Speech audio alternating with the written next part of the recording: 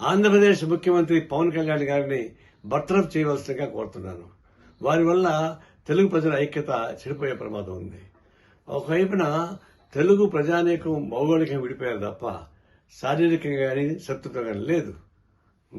రేవంత్ రెడ్డి ముఖ్యమంత్రిగా ఉంటూ వాళ్ళ కూతుర్ని భీమవరంలో ఇచ్చాడు ఆంధ్రప్రదేశ్కి. అంటే లేవు కదా. ఆయన గతంలో చేగువేరా డ్రెస్ వేసుకుని తిరిగాడు, విప్లవాది అనుకున్నాడు, మంచిది. ఆడేసి మారాడు. మరి ఇప్పుడు సావర్కర్ శిష్యుగా మారాడు.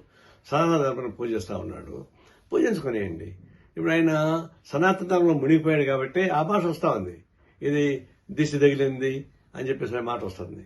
అది సనాతన ధర్మం నమ్మేవాళ్ళు అట్లా మాట్లాడుతూ ఉంటారు. ఇప్పుడు ఆయన స్వేచ్ఛగా తిరగమని చెప్పండి, సనాతన ధర్మాన్ని పూజాల్సిన తిరగమని చెప్పండి, గుళ్ళు తిరగమని చెప్పండి, హాయిగా ఉంటుంది, ఆయనకు మంచిది. అదే కానీ రాజకీయ నాయకుడు కానీ తగడు ఉప ముఖ్యమంత్రిగా ఉంటే రాష్ట్ర ప్రజలకు ఉపయోగపడదు కాబట్టి తక్షణం వారిని బర్తరఫ్ చేయవలసిందిగా కోరుతా ఉన్నాను.